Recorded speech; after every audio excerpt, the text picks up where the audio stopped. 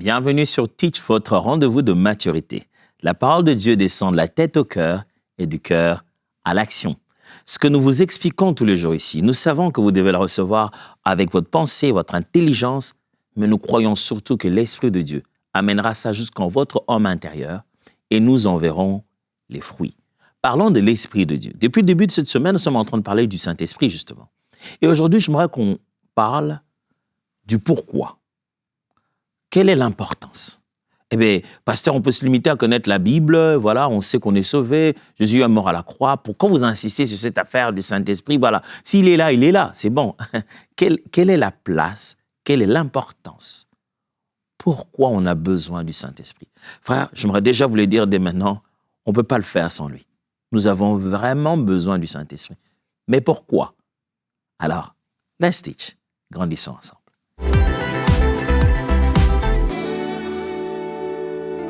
Il s'est passé quelque chose le jour où vous avez donné votre vie au Seigneur. Oh, il s'est passé quelque chose. La Bible dit, vous étiez morts. Vous et moi étions morts.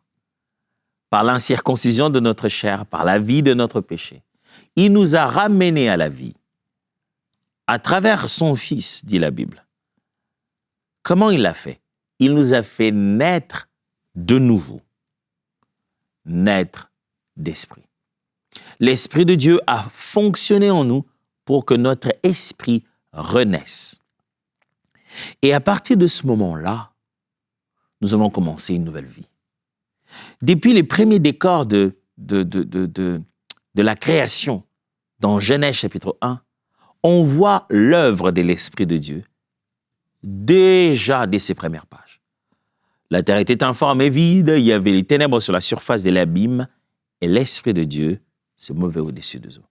Il était en mouvement au-dessus des eaux. Le Saint-Esprit a toujours été là. Il a toujours été là. Et l'œuvre que Dieu fait sur la terre, dans l'homme, au travers de l'homme, pour l'homme, il continue à le faire toujours avec son esprit, comme il en était au commencement, avant qu'il ne puisse dire que la lumière soit. Le Saint-Esprit est si crucial dans la vie d'un chrétien que quelle que soit ton inconscience sur sa personne, cela n'exclut pas son action. Certainement que tu n'en jouiras pas pleinement parce qu'il a besoin d'une collaboration, il a besoin de travailler avec toi, il ne t'impose rien. Mais ça ne l'empêche pas d'être là. Tu le reçois dans tous les cas, même quand tu ne le comprends pas. Quand tu as dit oui au Seigneur, il vient dans ta vie. J'ai un enseignant, un théologien qui a l'habitude de dire « les gens s'inventent de nouvelles trinités ». J'aime comment il dit un peu en blaguant, en riant. Il dit « les gens s'inventent une trinité ». La Trinité, on connaît la Trinité du Père, du Fils et de l'Esprit, mais il y a beaucoup de variantes des Trinités. Il y a la Trinité du Père, de la Mère et du Fils, et il y a la Trinité du Père, du Fils et de la Sainte Bible. Nous sommes dans un monde où de plus en plus, à cause de tellement de choses qu'on a mis au nom du Saint-Esprit, sur le compte du Saint-Esprit, la question, la place, l'importance du Saint-Esprit commence à, comme qui dirait, baisser. On n'en prend pas autant conscience. Pourtant, il a fallu 50 jours à attendre sa venue.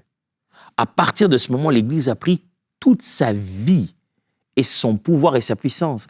Et l'œuvre de l'Esprit est annoncée de façon encore intense dans les derniers jours. Mais beaucoup de chrétiens tentent de vivre sans lui. La raison fondamentale du degré de vie charnelle qui ne fait qu'augmenter dans les églises, ce n'est pas le manque d'études bibliques, ce n'est pas le manque de prédicateurs, mais c'est juste l'abandon, l'éloignement du Saint-Esprit. C'est parce qu'on croit que l'Esprit est une force qui doit manifester des puissances. On ne connaît pas la relation qu'on doit mener avec lui. Quand l'Esprit n'a pas sa place dans l'Église, l'Église devient dénaturée. Quand l'Esprit n'est pas compris dans la vie d'un chrétien, sa vie chrétienne est remplie de défaites. Frères et sœurs, nous avons besoin de l'Esprit. Le Saint-Esprit n'est pas une option. On se dirait, on peut vivre sans lui. Ce n'est pas possible. Oui, mais pourtant, pasteur, je vais à l'église, j'aime bien. Ouh, mon ami, tu es en train de t'entraîner rigoureusement à ton installation éternelle en enfer. Parce que je ne vois pas comment tu es devenu enfant de Dieu sans l'œuvre du Saint-Esprit. Si tu es devenu enfant de Dieu, ce que tu le dises ou non, l'Esprit de Dieu est en toi. Pourquoi? Quel est son rôle en réalité? Dans toute cette histoire du salut, de l'éternité, que fait l'Esprit? Lisons encore Jean chapitre 16 cette fois-ci. Jean chapitre 16, versets 7 à 14. Cependant, je vous dis la vérité. Il vous est avantageux que je m'en aille, car si je m'en vais pas, le Consolateur ne viendra pas vers vous. Mais si je m'en vais, je vous l'enverrai. Et quand il sera venu, il convaincra le monde en ce qui concerne le péché, la justice et le jugement. En ce qui concerne le péché, parce qu'il ne croit pas en moi, la justice parce que je vais au Père et que je ne vous verrai plus, et le jugement parce que le prince de ce monde est jugé. J'ai encore beaucoup de choses à vous dire, mais vous ne pouvez pas les porter maintenant. Quand le Consolateur sera venu, l'Esprit de vérité, il vous conduira dans toute la vérité. Car il ne parlera pas de lui-même, mais il dira tout ce qu'il aura entendu. Et il vous l'annoncera, et vous annoncera les choses à venir. Il me glorifiera, parce qu'il prendra ce qui est à moi, et vous l'annoncera. Jésus est en train de faire une prophétie très claire et très précise, très détaillée. Il dit, écoute, je m'en vais, en plus, il vous est avantageux que je m'en aille. Ah Jésus, c'est-à-dire, on est avec toi, quand on a crise de pain, parce qu'il y a des gens dans la foule, plus nombreux, tu fais la multiplication de pain, et puis quand on t'a laissé au bord du rivage, tu nous rejoins sur le bateau à pied, et puis tu fais tous ces genres de miracles, et tu nous dis qu'après, il est avantageux que toi, tu t'en ailles. Tu venais de mourir 3 jours, on a passé 3 jours d'humiliation, maintenant tu es ressuscité. On a bien envie que tout le monde te voie ressuscité.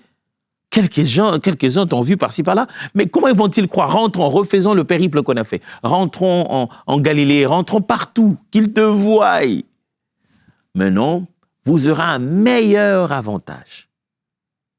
Ça serait beaucoup mieux pour vous que je m'en aille. Je ne sais pas si on a reconnu la teneur de cette phrase. Écoutez ça comme les disciples qui sont là en train de le regarder. Oh, Jésus est ressuscité, oh là là. Je m'imagine, wow, ça va faire comme quand Lazare était ressuscité. Waouh, ça va faire. On va avoir tellement de vues. Ça va être viral. Jésus est ressuscité, wow. Jésus, il parle, mais toi, tu es là en train de te dire, non, mais quand les gens vont le voir, tous ceux qui me disaient là qu'il est mort, oh non, mais à ce moment-là, il te dit, écoute, ça serait mieux. Vous aurez un meilleur avantage si moi, je m'en vais. Jésus, non, on n'a pas besoin que tu t'en ailles. Ils t'ont vu, il faut qu'ils te revoient encore. Il dit, non, vous aurez des meilleurs résultats. Seigneur, donne-nous de prendre conscience qu'on n'est pas dans la saison de notre faiblesse. On est en période de nos avantages. L'Église ne se trouve pas en position où elle est beaucoup plus faible qu'elle aurait dû être quand Jésus était là. Jésus a dit qu'il était avantageux. Seigneur, donne-nous de prendre conscience que nous sommes dans la période des avantageux, que nous vivons la saison de avantageux. Et qu'au moment où nous crions Jésus, Jésus, Jésus, si tu pouvais être dans ton église, tu dis, il était avantageux que physiquement je ne sois pas là, parce que l'Esprit de Dieu en vous ferait des exploits incroyables. Est-ce que vous croyez en ça, mes frères? Qu'il nous est avantageux que Jésus ne soit pas là physiquement, parce qu'il nous a donné son esprit. Et vous demandez vraiment à quoi il va servir? Lisons un deuxième texte. Romains chapitre 8, versets 1 à 6. Romains chapitre 8, versets 1 à 6. Toujours là, cette fois-ci, c'est l'apôtre Paul qui écrit. Il n'y a donc maintenant aucune condamnation pour ceux qui sont en Jésus-Christ. En effet, la loi de l'esprit de vie en Jésus-Christ m'a affranchi la loi du péché et de la mort. Car, chose impossible à la loi parce que la chair la rendait sans force, Dieu a condamné le péché dans la chair en envoyant à cause du péché son propre Fils dans une chair semblable à celle du péché. Et c'est là afin que la justice de la loi fût accomplie en nous qui sommes non selon la chair, mais selon l'esprit. En nous qui marchons, pardonnez-moi, selon la chair, mais non selon la chair, mais plutôt selon l'esprit. Ceux, en effet, qui vivent selon la chair, s'affectionnent aux choses de la chair, tandis que ceux qui vivent selon l'esprit s'affectionnent aux choses de l'esprit. Et l'affection de la chair, c'est la mort, tandis que l'affection de l'esprit, c'est la vie et la paix. OK. Sur la terre, nous vivons avec de l'affection, un amour fort. Et c'est cet amour-là, ce que nous aimons, qui détermine notre destination finale. Nous donnons notre attachement, nous gardons un sentiment d'addiction et de dépendance, de passion vis-à-vis d'une chose, vis-à-vis de quelqu'un ou de quelqu'un d'autre. Et ces deux personnes, selon que nous avons destiné notre passion, notre amour et notre affection à l'une ou l'autre, cela détermine si nous vivons ou si nous mourons. La première personne, c'est nous. C'est lui qui s'aime lui-même tellement, qui aime tellement accomplir le besoin, les moindres petits besoins de son corps, de sa chair, selon les propositions du monde. Celui-là a choisi la mort. Mais celui qui est à la place et dit, ce qui est spirituel, c'est ce qui m'intéresse. Ce qui est de l'Esprit de Dieu, c'est ce qui m'intéresse. Ce qui est de la source de ma nature. Ce qui vient de d'où je viens. Ce qui est de la nature de ce qui forme l'essentiel en moi. C'est ça qui est plus important pour moi. Celui qui fait ce choix-là vivra. Ce sont ceux qui marchent selon l'Esprit de Dieu, non selon la chair. Ce sont ceux-là qui montrent que Jésus-Christ est venu mourir et sa mort a crucifié la chair pour que nous arrêtions de vivre selon la chair et que nous nous mettions à vivre selon le Saint-Esprit. Romains chapitre 8 toujours, le verset 14 maintenant et le verset 16. Verset 14 à 16. Car tous ceux qui sont conduits par l'Esprit de Dieu sont fils de Dieu. Et vous n'avez point reçu un esprit de servitude pour être encore dans la crainte, mais vous avez reçu un esprit d'adoption par lequel nous crions « Abba, Père ». L'Esprit lui-même rend témoignage à notre esprit que nous sommes enfants de Dieu. Actes des Apôtres, chapitre 1, versets 1 à 8. Mais vous recevrez une puissance. Mais vous recevrez une puissance. Le Saint-Esprit survenant sur vous, et vous serez mes témoins à Jérusalem, dans toute la Judée, dans la Samarie, jusqu'aux extrémités de la terre. Allez. Jésus parle, et puis on a lu Paul, et puis on lit encore Jésus dans les Actes des Apôtres, et on voit combien ces différents auteurs soulignent la place, l'importance et l'œuvre de l'Esprit de Dieu. C'est que l'Esprit de Dieu a fait, et ce que nous sommes capables de faire parce qu'il est avec nous, ou simplement, qu'est-ce qu'il peut nous faire faire. Je n'ai pas cessé d'insister qu'il n'y a pas de vie chrétienne que vous puissiez vivre sans le Saint-Esprit. Même, je ne veux même pas dire vie chrétienne triomphante, vie chrétienne à la base, juste naître de nouveau. Il n'y en a pas sans l'Esprit de Dieu. C'est l'Esprit de Dieu qui vous permet de naître de nouveau. Alors, pourquoi on a besoin du Saint-Esprit? On se poserait la question? Voici la réponse. Premièrement, l'Esprit compte parce qu'il te relie à Jésus, en vrai. L'Esprit de Dieu te relie en réalité avec Jésus. Tu n'as aucune connexion avec le Saint-Esprit, avec Jésus-Christ, si ce n'est pas parce que tu es né par l'Esprit de Dieu. C'est ce que le texte nous explique. Si nous sommes maintenant devenus enfants de Dieu, c'est à cause de l'œuvre que l'Esprit a fait. Jésus mort dans la chair pour qu'il puisse crucifier par sa chair le péché, afin que nous puissions vivre, non plus selon la chair, mais selon l'Esprit. Paul dit, il n'y a donc plus de condamnation pour nous tous qui sommes devenus, comment? Qui sommes en Christ. Il dit, la loi de l'Esprit de vie en Jésus-Christ. L'Esprit de Dieu, c'est par lui que tu es connecté à Jésus-Christ. C'est impossible d'être connecté à Christ sans l'Esprit de Dieu.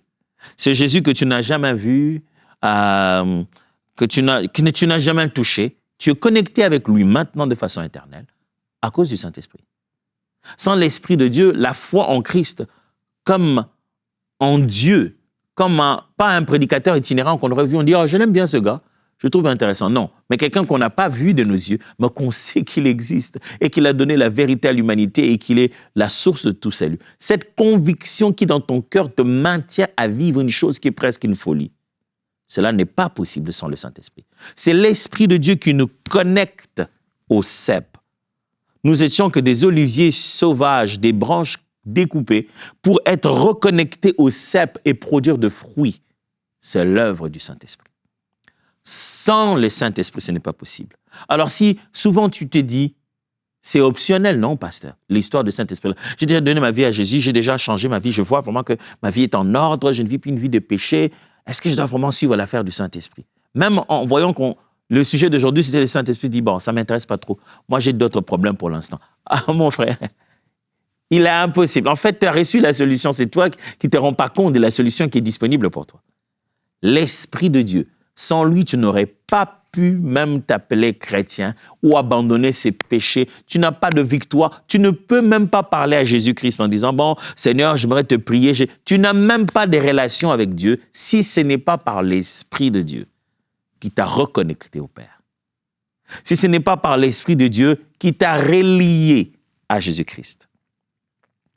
Oh, merci Seigneur pour ton Esprit. Merci d'avoir envoyé l'Esprit de Dieu, par lequel je me connecte éternellement à toi. Je regarde le long parcours. Qu'est-ce qu'il allait se faire pour un Congolais comme moi, quelque part en Afrique? Des fois, je me rends à Jérusalem. À cette époque, les moyens, j'allais faire comment? Mes ancêtres allaient faire comment? Je te rends grâce du fait que tu m'as donné l'Esprit, qui n'a plus rien à voir avec la race et les sangs qui coulent dans les veines des ancêtres. Mais ça a tout à voir avec la foi de quiconque croit au Fils de Dieu, fait chair. Merci de m'avoir relié avec Dieu, avec Christ, de sorte que je prononce son nom et il déploie sa gloire, et que mon nom est inscrit dans le livre de vie, et sa relation avec moi est authentique. Merci de m'avoir à nouveau relié à Christ, pour que je rentre à la source de ma création, et que le sens de mon existence reprenne encore. Saint-Esprit, merci pour cette œuvre en moi. Deuxièmement, pourquoi? Quelle est la pertinence de l'Esprit de Dieu dans notre vie? Deuxièmement, c'est parce que l'Esprit compte, parce qu'il te donne une identité et une liberté. Voici deux choses que je voulais souligner aujourd'hui. Si tu es ce que tu as cette identité d'enfant de Dieu. Nous sommes maintenant appelés enfants de Dieu. Nous marchons selon l'Esprit, nous sommes appelés personnes spirituelles. Ce qui fait de toi qui tu es, c'est l'Esprit de Dieu qui te l'a donné. Lorsque tu n'as pas l'Esprit de Dieu et tu sors là dehors, tu deviens, je vais dire vulgaire, tu deviens quelconque. Tu deviens n'importe qui. Tu n'as pas de singularité. Oh, tu aurais beau chercher ton style dans les cheveux qui vont à gauche, à droite, dans la tenue, dans les couleurs, dans la façon de parler, dans les postures, dans les photos. Ce n'est pas ça, toi. Ça, c'est le corps, c'est la chair. Qui tu es à l'intérieur de toi. L'identité de qui tu es à l'intérieur de toi. Qui fait que quand tu arrives quelque part, les entités, même invisibles, savent reconnaître. Vous savez, Jésus arrivait quelque part, les esprits mauvais criaient dans les gens. Qu'est-ce que tu es venu faire ici? On sait qui tu es. Wow, ça c'est l'identité. Tu entres quelque part, on dit, je sens, lui c'est qui? Lui c'est, il est différent. Hein? Mais il n'a même pas beaucoup d'argent, oui, mais lui, il est différent. C'est son identité, c'est ce qu'il est dans son homme intérieur. Il a été régénéré, il est transformé. Je rends grâce à Dieu qui m'a sorti des limites de ma famille, de ma race ou de mon continent. Je ne vis plus pour ça. Il n'y a plus rien dans tout ça qui limite ma vie. D'où que tu sois, chaque race a ses difficultés, a ses problèmes, a ses limites. D'où que tu m'entendes. Ton identité n'est ni dans les acquis de tes ancêtres. C'est dans qui Dieu t'a créé réellement. Et le mensonge que l'ennemi a glissé à l'intérieur de nous a tellement dénaturé notre substance que nous sommes en réalité. Béni soit Dieu qui, par son esprit, nous a donné d'être régénérés, de reprendre notre identité. Nous n'avons plus de condamnation pour ceux parce que nous sommes en Christ, parce que la loi de l'esprit de vie.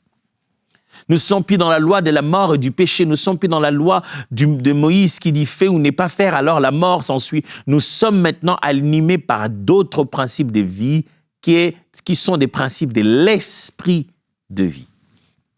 C'est là que vient notre identité. C'est là que vient aussi notre liberté. Mon ami, si tu es libre, libre du péché, libre de la mort, libre d'entrer dans la présence de Dieu, c'est à cause de l'œuvre du Saint-Esprit. Vous vous souvenez, avant que Jésus n'annonce son ministère de liberté, qu'est-ce qu'il a commencé par annoncer?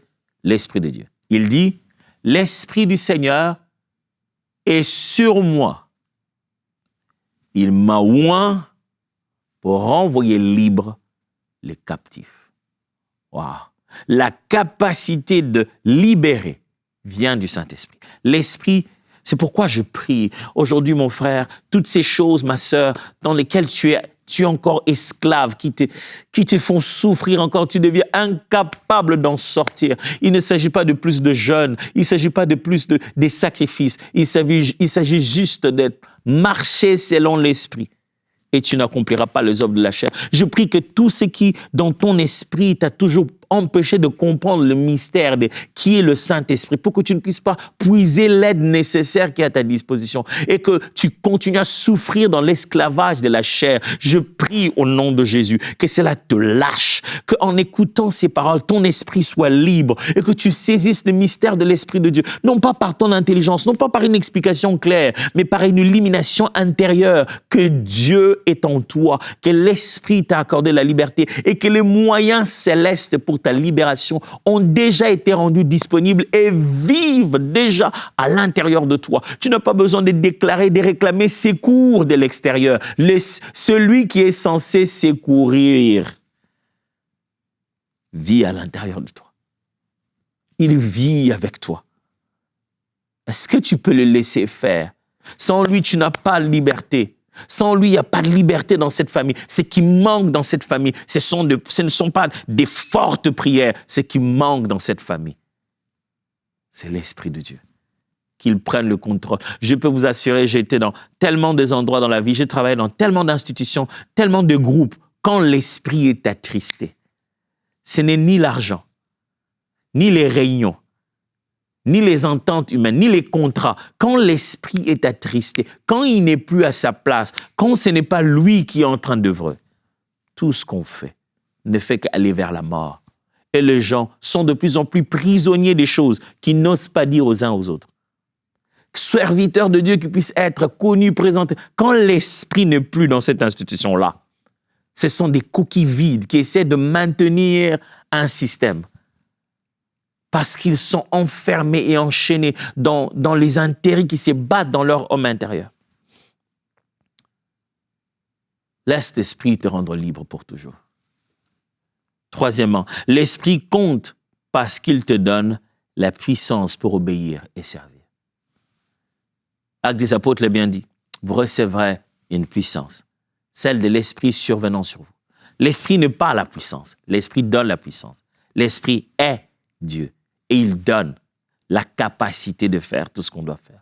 L'Esprit de Dieu nous donne le pouvoir, la puissance. Il nous donne les capacités nécessaires, les habiletés nécessaires pour à la fois obéir à Dieu et le servir. Exécuter la volonté de Dieu sur le terrain. Faire ce que disent les Écritures. Faire la conviction qui monte dans notre cœur. Ça, ce n'est pas possible si ce n'est pas l'Esprit qui te conduit. Ah, mais pasteur, je lis beaucoup la Bible. Je ne sais pas pourquoi j'ai du mal à obéir à Dieu. Peut-être j'ai une question à te poser. As-tu reçu l'Esprit? Je pense que c'est de plus en plus une question qu'on devait poser aujourd'hui à l'Église. Parce que beaucoup de gens qui viennent à l'Église se battent avec les simplicités de la foi chrétienne, les acquis de notre nouvelle naissance. Ils se battent pour les avoir. Ça devient si difficile qu'ils ne sont pas sauvés par grâce. Ils sont comme, on leur donne comme un petit investissement de salut et les restes, ils doivent se débrouiller eux-mêmes par les jeûnes et les prières. Des choses qui sont acquises par la croix. des choses déjà disponibles pour nous en Christ. Vous voyez comment les gens se battent pour ça. Je pense que peut-être qu'on devrait se poser la question. Avez-vous reçu l'Esprit quand vous avez cru? La prédication était forte, tu as bien aimé ce qu'il a dit, ça t'a convaincu à continuer à venir à l'église. Mais est-ce que tu t'intéresses au Saint-Esprit?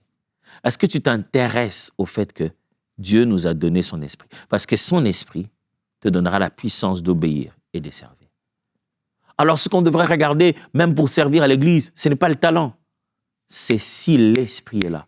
Vous savez, dans le domaine de la musique, qui est un domaine très artistique dans lequel je suis depuis plus d'une trentaine d'années, tu sais, avec le temps, reconnaître une belle voix, un bon talent, avec une voix ointe, avec un talent céleste.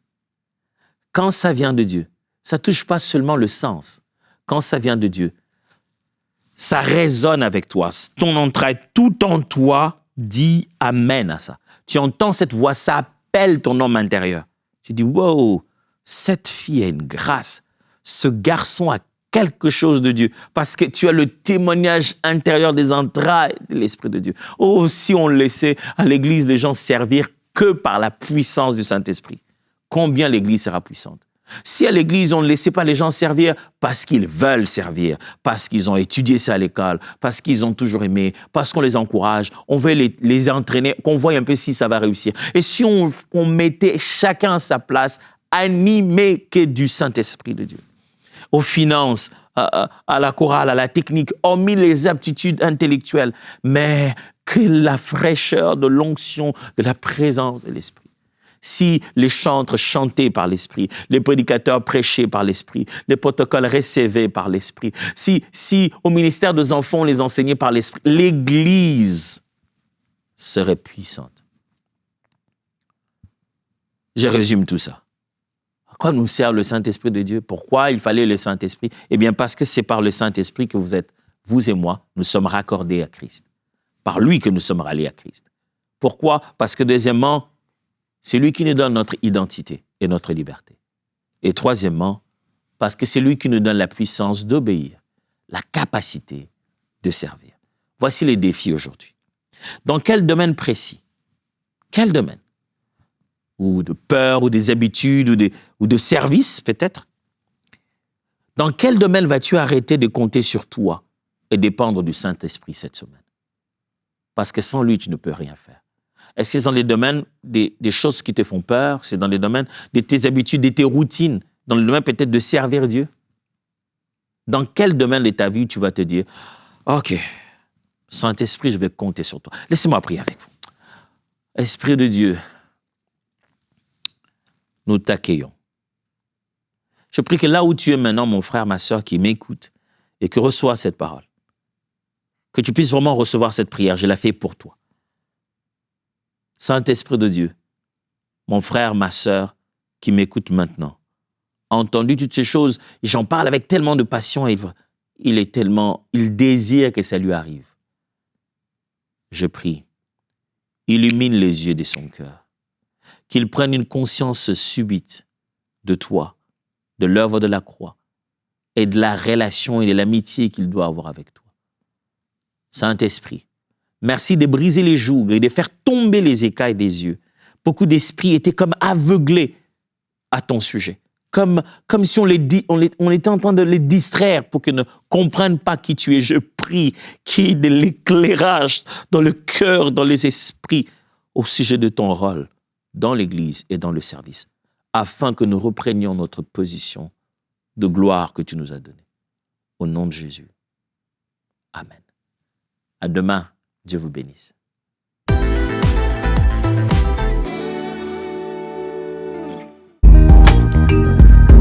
Merci à tous nos précieux partenaires, grâce auxquels cette émission a pu être réalisée. Vous aussi, rejoignez la grande famille des partenaires d'EMCI TV en faisant un don sur emcitv.com/don.